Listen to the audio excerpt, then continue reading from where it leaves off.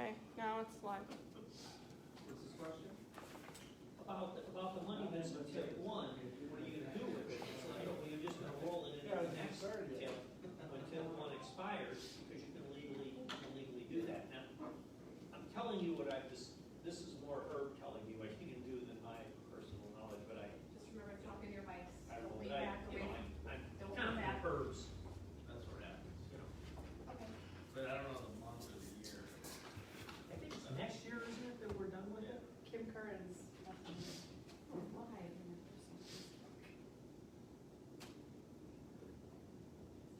Oh, man.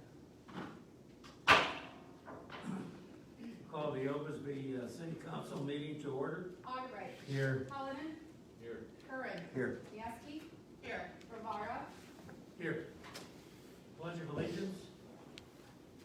I pledge allegiance to the flag of the United States of America and to the republic for which it stands, one nation, under God, indivisible, with liberty and justice for all.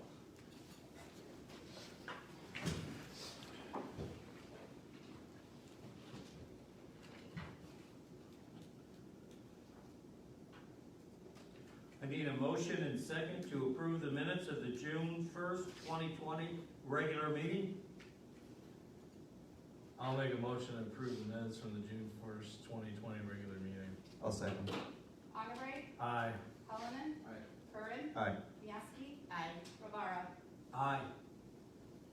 Public comments on agenda items only.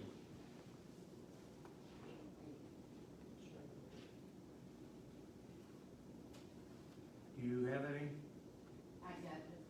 There's a lag time on the video, so just give it a minute. Do they have the right number to call? We didn't, we just posted it as a reminder.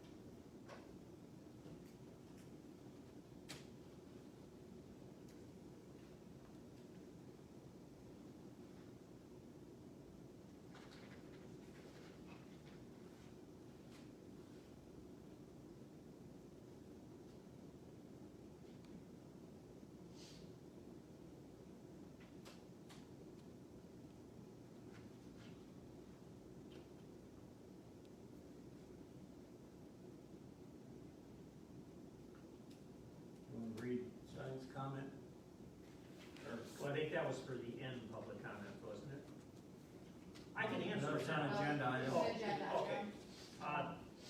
We did receive a written request from Greg Stein, and he was asking about committing local funds, in parentheses, $799,100 from TIF funds, from which TIFs, and he has a question mark, and when is TIF 1 use it or lose it date exactly, how much is still in there before or after the $799,100 is spent? And if not used, must be turned over to which Oglesby taxing districts. It has already received a 12-year extension from 2013 plus 23 plus 12 equals 35 years, correct?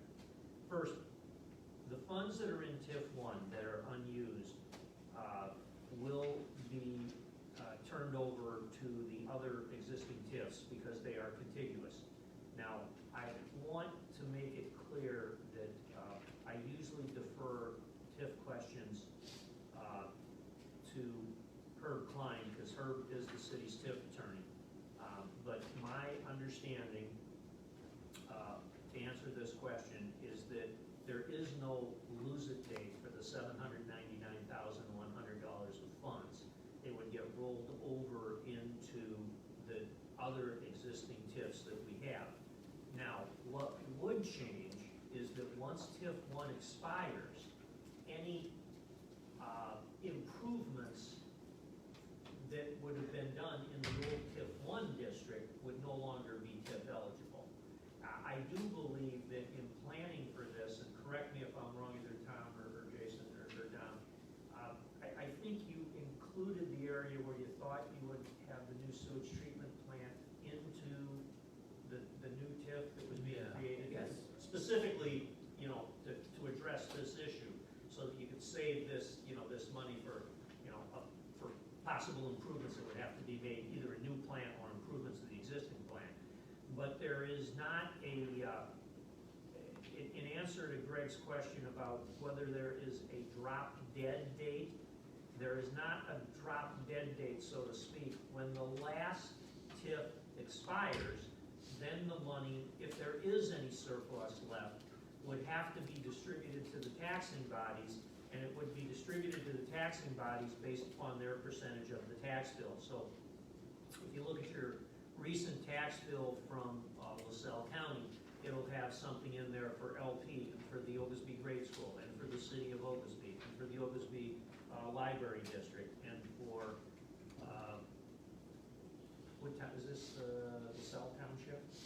Yes. And for LaSalle Township. So whatever those percentages are, that's how the funds would get, any surplus would be divided pro rata in that manner. I will say this, because one of the things we had to figure out, and it almost doesn't matter because, as you said, they are contiguous. They're gonna come from the funds in general. If it does go through though, there is a small portion of it that is in TIF 6, while most of it is in TIF 1. I don't have the exact number, but it's something like 83% to 17% is TIF 1. But again, it doesn't matter because whatever funds wouldn't get used, I don't know if we do a vote for that or how that works, if we roll that in eventually. But again, this is like a year from now. So I mean, there is a chance we might not get the grant, and obviously we don't spend the $799,000. But again, 83% of it would be from TIF 1, and the remaining 17% or so would come from the TIF 6. Very good. No other comments, we'll move on then. Approved bills as presented for payment. I'll make a motion to approve bills as presented for payment. I'll second. Augubright. Aye. Cullinan. Curran. Aye. Bianski. Aye. Rivera. Aye.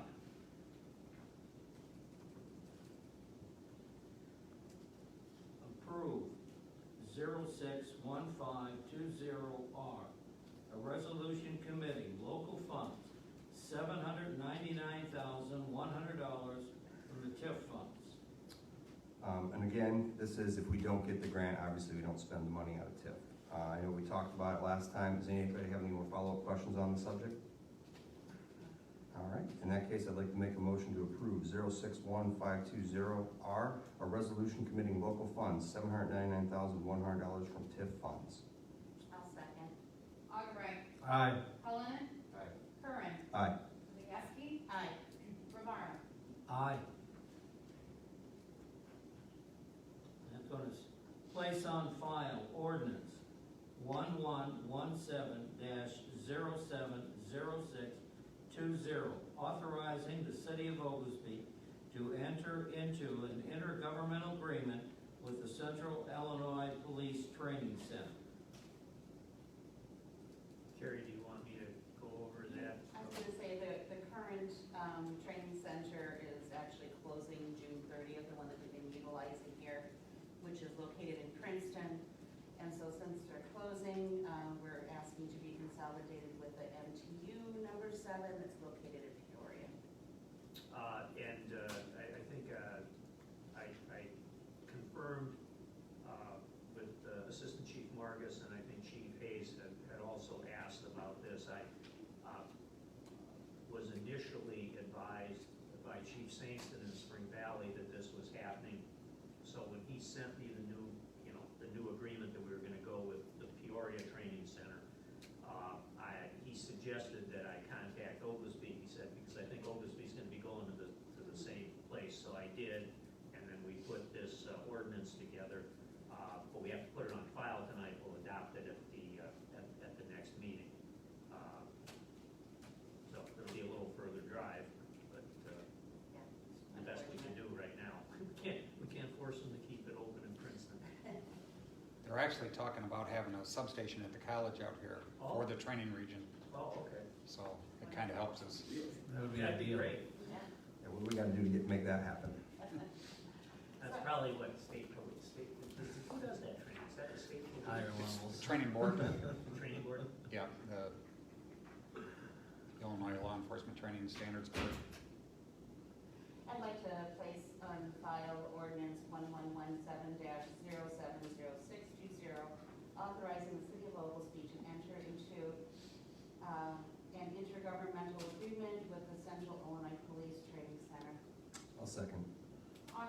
Aye. Cullinan. Curran. Aye. Mieski. Aye. Rivera. Aye.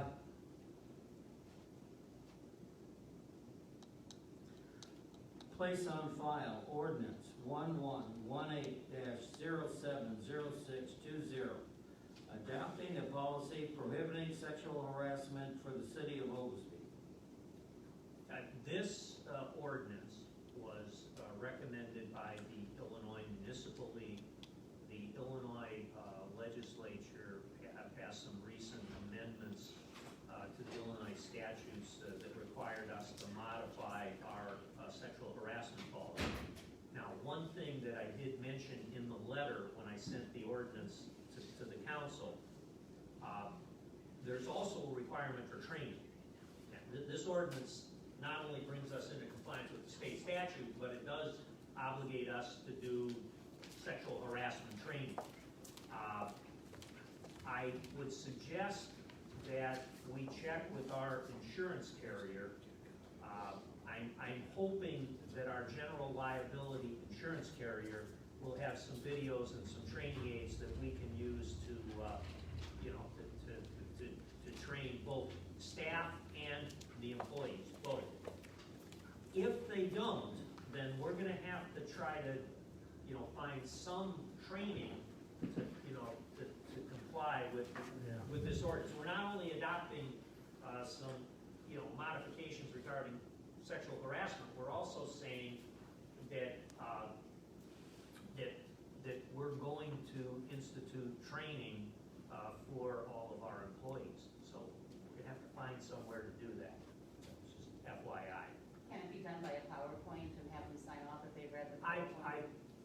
I don't think there's anything in the state statute that says how you do the training. Yeah. It's just we have to find somebody that can say that, hey, I've got a training video or something that complies with the statute. I'm surprised they made a statute, but not a standardized method for every municipality to do the Yeah. same thing. Right. Apparently they, that part they have not. I think some of these changes really make it clear that the sexual harassment policy applies to elected officials. I think we always had a sexual harassment policy that applied to our employees. I think the new legislation was prompted by some of the complaints that were made about behavior of members of the Illinois legislature or their staff. So now they amended the ordinance to make it clear that the elected officials were also, because I don't know technically whether an elected official would be considered an employee of the municipality. You're not an employee certainly in the traditional sense. That's one of the changes that this ordinance makes and one of the changes that this policy makes. But the other thing is the training. And so we need to make sure that we don't drop the ball on that in case anything comes up, that we can prove that, we conducted the necessary training. So, like I said, I think the first place I'd turn to is our city's general liability insurance carrier. If they can't, come up with something for us, then let me know, Amy, and I'll call the municipal league or see if we can search around for for other approved training programs. We have that all done. Oh, we do? Okay. Copies of everybody's signed certificates are in the police not file, Okay, good. except for everybody up there. Okay, but you're just getting it, so. All right, Our Parks and Rec staff had it done. I will make a motion to place on file ordinance 1118-070620, adopting a policy prohibiting sexual harassment for the city of Oglesby. I'll second. I'll second. Augubright. Aye. Cullinan. Curran. Aye. Mieski. Aye. Rivera. Aye. Number 10 is, in the way it's worded is, there's an error, and hopefully I'll correct it. It's a recommendation of appointing Chief Doug Hayes to the Joint Emergency Telephone System Board and Fire Chief Paparella as the alternate board member. That's correct. The JETSB is a separate board or committee from the IVRD. However, it meets one after the other, and normally the person who is our representative on the IDRT board stays on with the JETSB. So Chief Hayes is our representative on the IDRD. We are nominating or asking him to be that representative on this. And we are allowed to have two people. One is the primary and one is an alternate. I'm recommending that the alternate be Fire Chief Ron Paparella.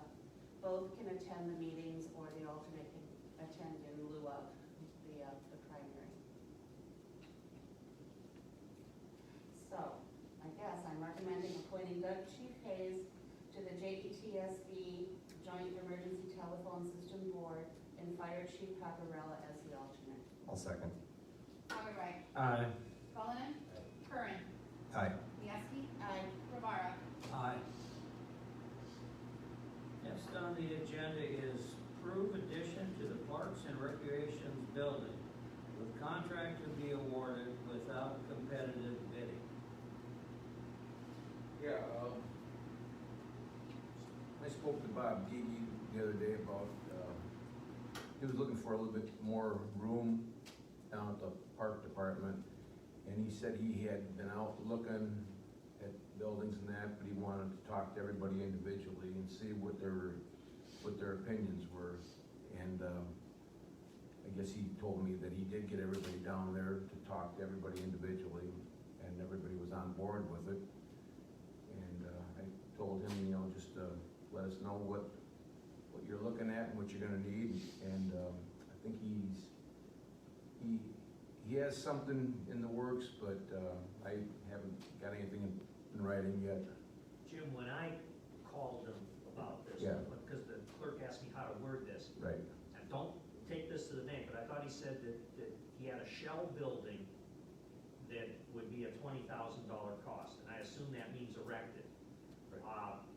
The members of the street department were going to pour the concrete floor, Mhm. and he had an estimate of that at $3,000, which I believe is the material. I don't believe he was, you know, counting any time. That's correct, yeah. Any of the Right, employee time. right. And I think he said garage doors, and I thought he told me $2,000, and I wrote it That's down, about but I right, didn't yeah. take it. But he said it was Around something that 25. he could put at the end until we get everything done. The garage doors he could hold off on if he had to. But he said he just kinda wanted to get these, you know, estimates and see what was better for the park department. So you understand, when Bob called me, he said, Jim, it's under 25,000, but he had it under 25,000 based upon 20 shell, the 3,000 for the Right. concrete, and he thought maybe about 1,500 or less than 2,000 for the doors. And I said, I don't think we can separate them apart like that. I said, you can approve, the council can approve this without a bid, the same way we approved the, We did not approve it. Now we'll talk about that in a minute. Okay, but we approved one other, what was the one that we did do with a 5-0 vote? It was a couple meetings ago. Painting of the tower. Painting of the tower. Okay, yeah. So it's the same statutory section that we use for painting the tower. It provides that you don't have to go to competitive bid, but you do, in order to do this, you have to have an affirmative vote of 4 of the 5 elected officials. So either 4 commissioners, or you have to have 3 commissioners and the mayor. Let me, I don't have a problem with the concept. The problem that I have is, I don't know what I'm voting on to approve. He said he was gonna bring all that in. I thought he was talking I about it. haven't seen anything. And I would suggest we table it so we know what we're voting on and how much it's gonna Right. cost us. Because where is the current equipment being stored? Is it sitting So- in the element? So I can talk about that a little bit. So he gave me a tour, and I took a look at it. What he has there now is he's got his parks building with the 2 bays in it, and off to the side of it, It's outside of the building, there is a covering over it, but there's one truck vehicle there and then numerous pieces of equipment on the other side of it, things that they use for the park department. So what he told me he wanted to do was to expand basically the garage space of that building by putting it covered and then having so it'd be indoors. So there's two things that kind of solves. One, it makes it a little bit more convenient for them to be able to do their work and use their equipment and stuff. And then it prolongs the life, obviously, of the equipment because it's not out to the elements. When he showed this all to me and he told me, I was kind of leery at first because I go, well, wait a minute. I specifically remember I had a salt building that I proposed and that got denied. And I thought that had a lot more value to the city than this. Not saying his don't have value, but when he told me the price, he said it was about $25,000 or less. And people could think differently on that. I think there's still, I'm not gonna be petty because my thing didn't get approved or anything, but I thought there was value in that because of the long-term benefit of keeping the equipment maintained. I don't have any of the details about, I didn't see the quote or anything like that, I just know it was supposed to be somewhat under 25,000. So that, again, I'm only mentioning this because if something more happens with the salt building and we approve this, I'm going to reference this in a future discussion. So, that's all I'm saying. All he has down there right now is a chain link, like an overgrown dog pen with a target. Yeah, well, it's more. That's what it is. It's like a carport covering It's and then a obvious chain we link fence. need to do something. Oh, definitely, yeah, he needs more room. Let's take a look at what we're doing and try to make it work. The other thing that bothers me, if we've got a building that the roof is leaking, we need to repair it. We need to, and I don't think it's a big ticket item to get that leak repaired. Which building are you talking about? Pardon? Which building has a leak? Down there at the old fire station where they're storing it. Oh, okay. Not sure which side of the garage you're talking about, I think it's on. So for the fire flat station, side? Yeah. so he gave me a tour of both buildings. The fire station has 3 very, very long bays in it. On the far right side of the building, it's like a subsection. The Parks Department stores different types of outdoor, not equipment, but like different things that's used out in the weather. And that part of the roof is leaking, is what I believe the mayor is referring to. Yeah.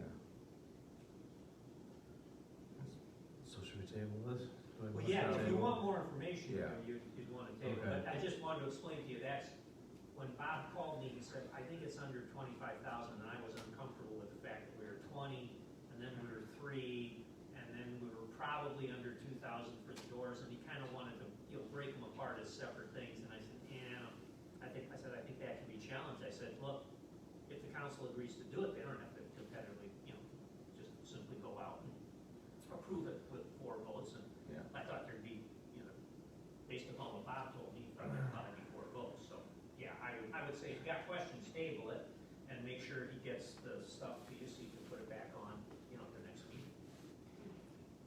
All right, I'll make a motion to table approving the Parks and Recreation Building contract. Second. Augubright. Aye. Cullinan. Aye. Curran. Aye. Mieski. Aye. Rivera. Aye. Somebody, I would just suggest, so, because, this is, our next meeting, it'll be 3 weeks, because we're not gonna meet on the 29th. I think our next meeting will be July 6th, if I'm correct. We don't wanna make sure that somebody lets Bobby know that he's gotta get that stuff to everybody, Okay. so we can approve it at the meeting on July 6th. Because otherwise it'll be July 20th, and then, Well, I know he said he talked to everybody, that's why I wasn't sure if he talked to the mayor. He said he had everybody else come down there and have a look around and show him what he was looking at. I said it was probably the best way to do it. Okay, now next on the agenda is approve the request from the American Legion Auxiliary to reschedule Tag Day to November 7th, 2020.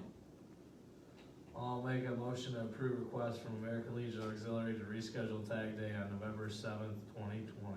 I'll second. Augubright. Aye. Cullinan. Curran. Aye. Mieski. Aye. Rivera. Aye. The next Bulldogs has withdrawn his request, so there's no need to act the agenda is old business. Did you want me to talk about that water sewer things, what we're talking about there? If you want to do it now or? Okay. you're- The mayor got contacted, it kind of refers to in the water rate thing that we put out about how commercial entities have the option to where they could put a meter in there to reduce the amount that's not going towards their sewer.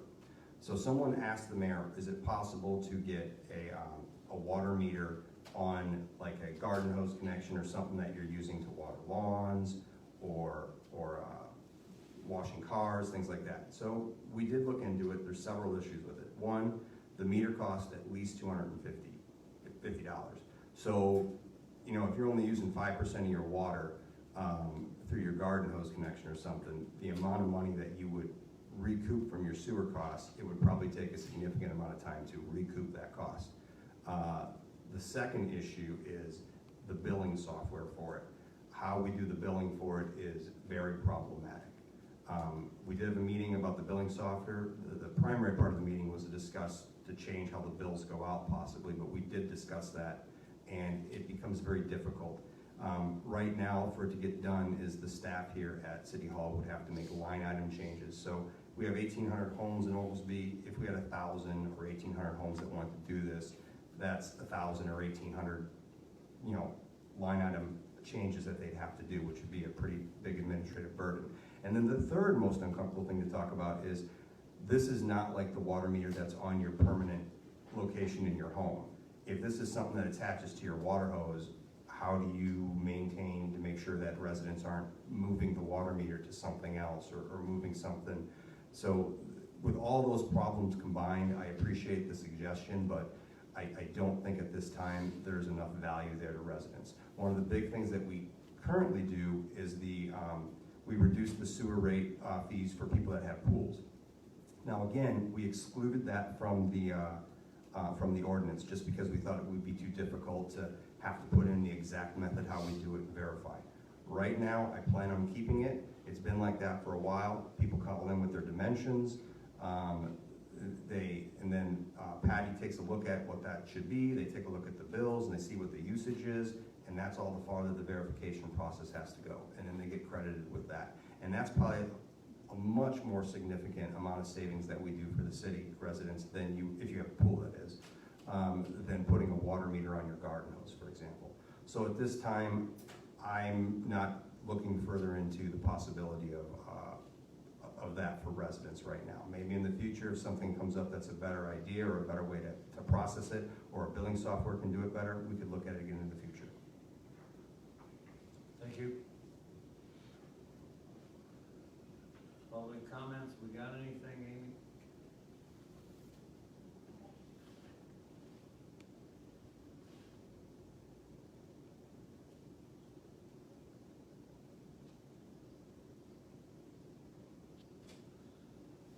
I feel it, here it comes. Commissioner Here it comes. report? I have nothing to report tonight. Tom, so the public's aware, because I mentioned this before, Joel Hopkins has given me the preliminary figures for the Oglesby appropriations ordinance. I am going to try to get a draft ordinance at least out to all of you, the mayor and commissioners. You can decide whether we want to, hold a committee meeting before we place that on file. We would need to place it on file at the first meeting in July, which would be the July 6th meeting, adopt it at the July 20th meeting. Before we can adopt the appropriations ordinance, I have to publish a notice, and there has to be a public hearing on the appropriations ordinance, which I typically schedule for like 6:45,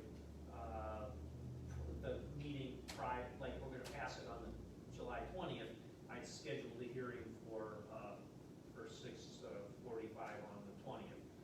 I can, if I got the ordinance in a form that everybody's happy with, schedule that public hearing for 6:45 on July 6th. The only thing is I have to get it published in the newspaper 10 days in advance, so I'm may get a little bit tight on the July 6th date. The other thing that I'd like everyone to do when they get the appropriations ordinance, Joel Hopkins is pretty careful to make sure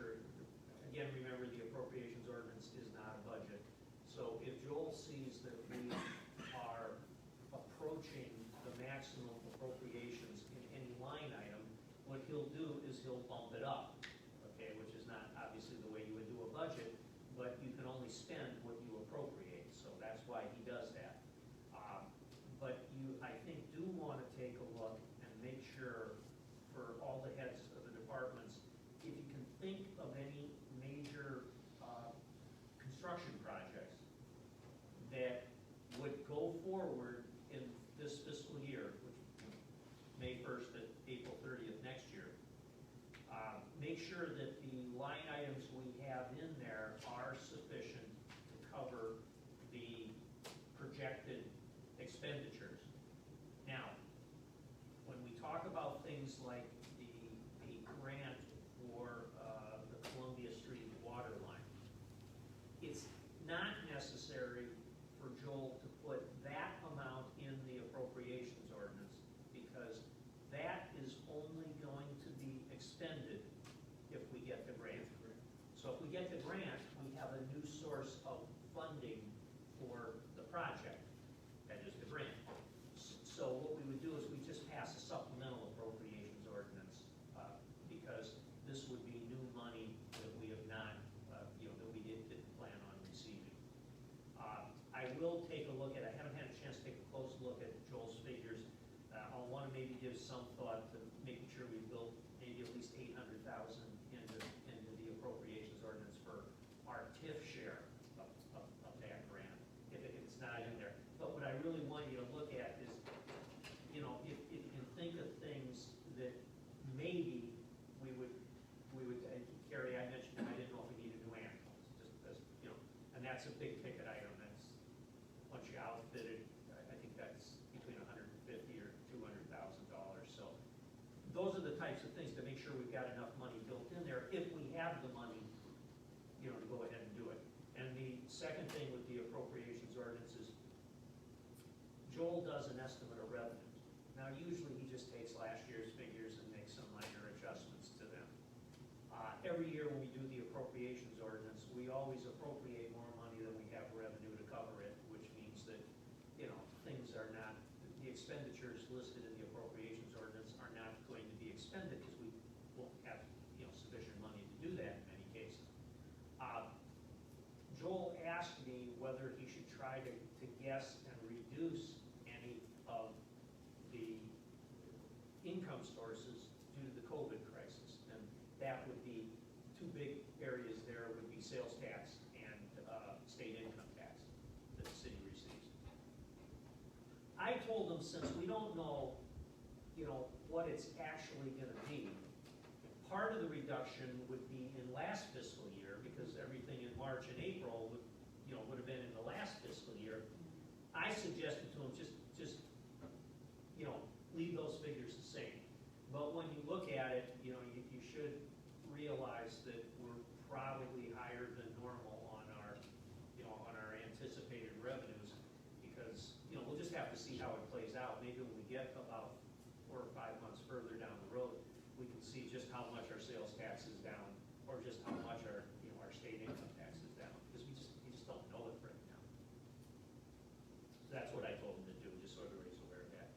And if you feel we should have, committee meeting, go over it, let me know. I can certainly make myself available and try to explain that to you, so when I send it to you, it makes some sense. If you don't think we need a committee meeting, then we can just put it on file at the July 6th meeting and plan on adopting it at July 20th.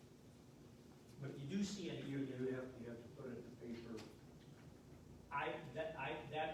That's just a public hearing that'll be before the July 20th. July 20th. Yeah.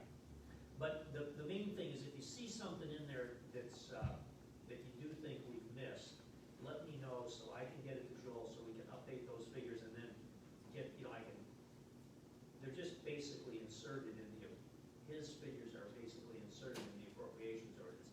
Doesn't take me much to, to actually create the appropriations ordinance.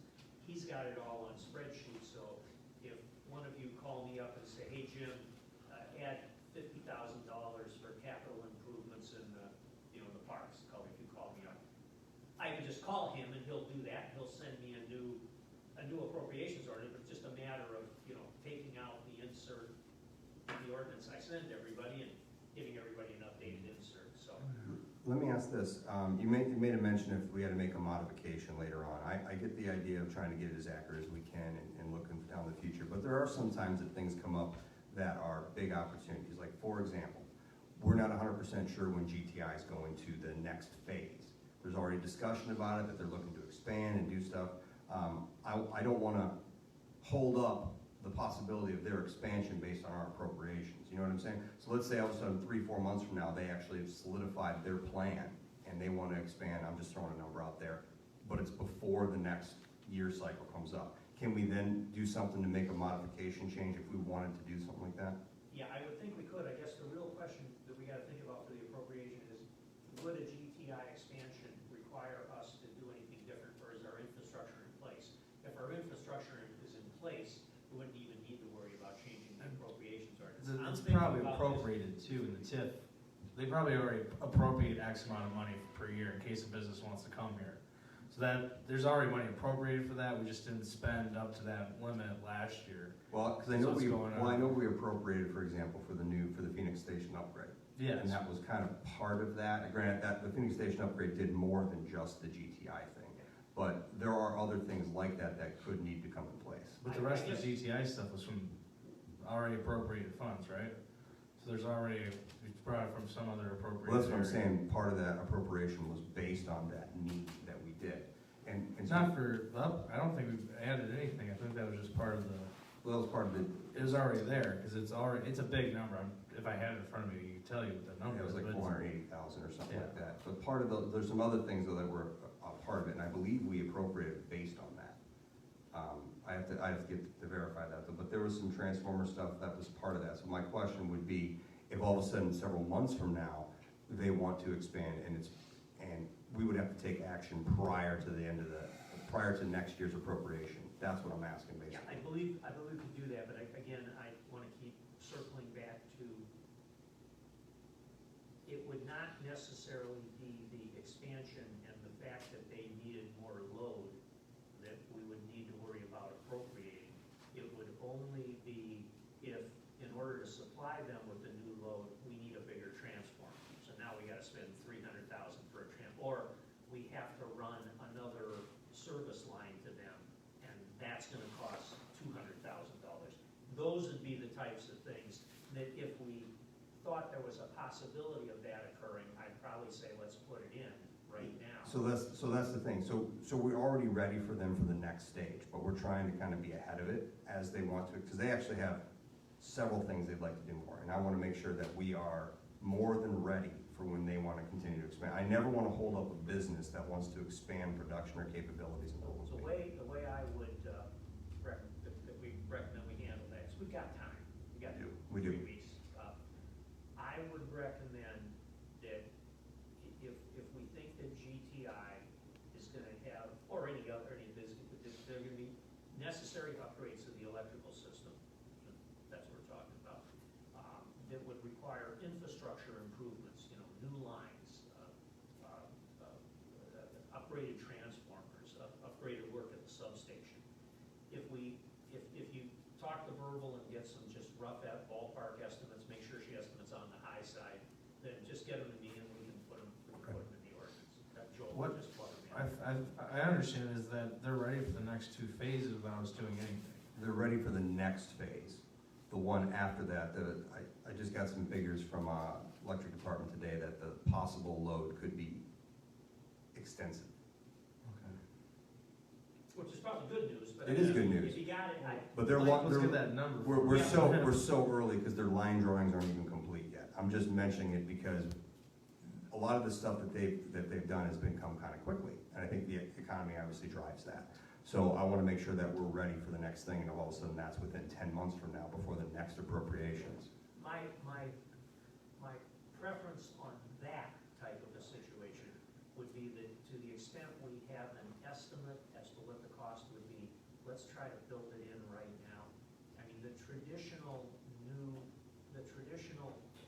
revenue source is like the grant, like what you're trying to do with Columbia. That to me is I guess the best example of a new revenue source. I suppose you could make an argument that the increased billing, the increased usage and revenue that's going to generate would be an unforeseen revenue source, and you could do a supplemental appropriation. I just as soon not get weighed. I I just assume not wade into that water if we got a ballpark idea as to what it Understood. would be. Carrie? The fire and police board are still working very hard to get us an appropriate candidate for the police department. I believe we have a meeting tomorrow night to discuss that further. The police department did receive a few filing cabinets, office chairs, and desks from the Illinois Valley Crime Prevention Commission because that mobile unit is closing at the end of the month, so we were recipients of some office furniture, which was well needed. And that's really all I have going on. Jason? All right, got a couple things here. So today we received just shy of about 700 tons of salt today for our next winter. It's on hand right now. The other thing is I still continue to get quite a few calls about maintenance related issues for certain streets, curbs, alleys, things like that. I'm not trying to drag my feet, but I want you to know that the street department is out working hard, trying to do maintenance on all these things, fixing potholes, working on issues. Some of the delay has to do with our motor fuel tax funds that come in, right? It's hard to say what the rate of that to be gaining is right now because of COVID kind of slowed things down a little bit. People not out and about doing things, generating motor fuel tax money. We have a couple large, very large ticket items that really need to get some work done. And that cost of those ticket items are so large. They're approximately three times the size of our motor fuel tax fund right now. And so if we were to pay from that just for motor fuel tax fund, it would take years to be able to replenish that. So I could work on some of these smaller ones that people are calling about and having concerns, but if I do that, I don't have anything left. So I'm trying to find a good balance of what things we need to work on that we can, and the big ticket items that need to get finished as well. So bear with us, be patient, stay frosty. I'll get information to them as soon as I have it. That's all I got. Cully? Okay. Again, I talked about Gigi, and we were talking about how the schools are probably not gonna open till like maybe September sometime, and that, and he had asked me about opening the swimming pool. And I said, well, that all depends. I said, we're gonna have to wait till we can get the okay from the mayor, until the governor, we follow the governor's guidelines. And I've had numerous people call me, text me, and I said it's just a matter of waiting to see what comes up next and where we go from here with the phases before we can do anything. Like I said, the kid's probably gonna be out of school probably till at least September. So, I mean, I just thought it was something good for the kids because, I mean, there's nothing out there for them. And, but I don't know how that would work either. I mean, how do you figure out how many people will leave into a pool area? Yeah, You know, I'm I assuming don't- we'll get some guidance, but I don't Well, know if that's we got what- it There's now. actually some The day before. suggestions out there Yeah. right now from Pritzker. I think they're looking at things like swimming lessons would be allowed, Yeah. swim meets potentially be allowed, but open swimming is I not know on the cell, I think the cell is agenda closed for the year, and the Prue Park's probably not gonna open, right now. the water parks aren't, no. But it's just something like I said, Bob, we'd have to wait and see what the governor's guidelines, what the governor wants to do, and it'd be up to the mayor to, give us the go-ahead before we can do anything, so. Told him I'd bring it up, and, another thing I was also asked about was the dog park. Some people would like to see something done with some kind of dog park here instead of having to run to Rotary Park all the time. It's another thing I guess I have to talk to everybody else about, see what your ideas are about it, and go from there. I understand, let's take a look and see what our revenue income is, and, that's something, if we don't get it done this year, we can take a look at getting it done. Well, it's something to work on, so. Sure. That's all I got. That's it. Okay, got a couple things, John Seneca Jr. is stepping down as the primary plumbing inspector. Al Stout will be the primary one, John will back him up. Last Friday, the city did get a check from the state of Illinois for the landing, and we deposited $55,733.50. So I want to thank Amy, Shug, and everybody who worked so hard to reconstruct it and get us the money. Hopefully, the governor's Restore Illinois Plan Phase 4 will be coming up towards the end of the month, and maybe we can get some direction on what we can and can't do. Seneca Square, when that happens, we need to take a look at how we're gonna develop that in phases, budget and what we're willing to spend to get that taken care of. Erin stopped me before the meeting. She's the lady that handles the food pantry. We could use monetary donations, meals, mac and cheese, pancakes, what else, I don't know. I guess quick meals or whatever they can make, but we got a lot of people that are hurting, and please dig down and help them. That's all I have. I'll entertain a motion to adjourn. Motion to adjourn. Second that. Albright. Aye. Colin.